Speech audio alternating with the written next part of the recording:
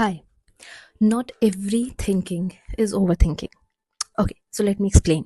Okay, so कुछ sessions और कुछ काउंसलिंग्स लेने के बाद आई हैव रियलाइज्ड कि देर आर सम पीपल, मुझे लग रहा है may be because of the social media और समथिंग उनको अपना हर थॉट प्रोसेस ओवर थिंकिंग लग रहा है और they may be are feeling कि they are thinking and over analysing the stuff and it's not true.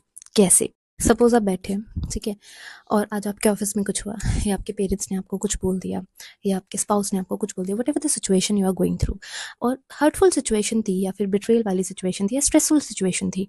तो ऐसी सिचुएशन में अगर आप नॉर्मली बैठे हो और अपने इमोशंस को प्रोसेस कर रहे हो, कुछ चीज़ें सोच रहे हो, आपके दिमाग में थोड़े बहुत नेगेटिव थॉट्स आ रहे हैं, सो ये एक बहुत कॉमन प्रोसेस है to go through any kind of pain, hurt, betrayal और any kind of stressful situation.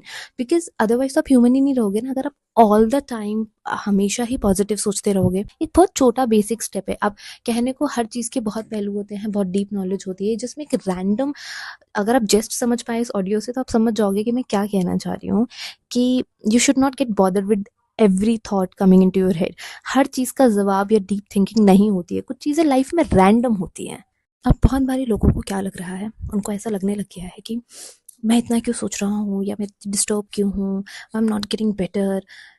You cannot just snap out of a situation just in some minutes or in some hours. Yes, ये भी capability होती है चीज़ों को बहुत let go कर देना और बिल्कुल असर ना करने देना, एक जेन मोड में जाना, ठीक है. But everybody can not be in the zen mode, ठीक है. अगर आपको कोई चीज़ बुरी लगी है, अगर आपको कोई इमोशन अजीब लगा है, तो आप सोचोगे, आप उसके बारे में बुरा फील करोगे, कभी कभी नहाते हुए, खाते हुए बैठते हुए, वॉशरूम में. ये तो ऐसे स्पेशली हमारा टाइम होता है जब हम फ्री होते हैं और हमारे दिमाग में कुछ कुछ थॉट्स चलते ही हैं. आप खाली बैठे हो और आपके दिमाग में कोई रैंडम पर्सन आ भी गया. बहुत बारी मुझे लोग कहते हैं कि पता नहीं क्यों मुझे 5 साल पहले वाला एक पर्सन याद आ गया. और फिर मैंने बोला कितने टाइम तक आपको याद रहता है? दिले कि थोड़े टाइम बाद फिर मैं काम वाम करने लग गया या लग गई और मैं भूल गई. बट क्या मुझे अभी भी अनहील्ड थिंग्स हैं? क्या मैं अभी भी ट्रॉमा में हूँ? Everything is not unhealed thing और एवरी ट्रॉमा इज, मतलब एवरीथिंग इज नॉट ट्रॉमा, ठीक है. ये कूल शब्द नहीं है. This is not something we should be like very proud of कि आई हैव ट्रॉमा, ठीक है. तो understand this. Sometimes normal think करना, कोई रैंडम पर्सन याद आ जाना किसी सिचुएशन में, किसी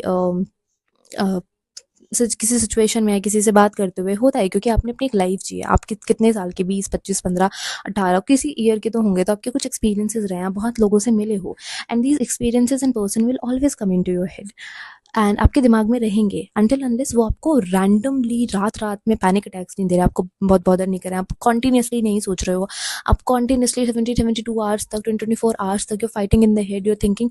तब वो बोला जाएगा कि कुछ ऐसी चीज़ें हैं जो अनरिजॉल्व रह गई हैं.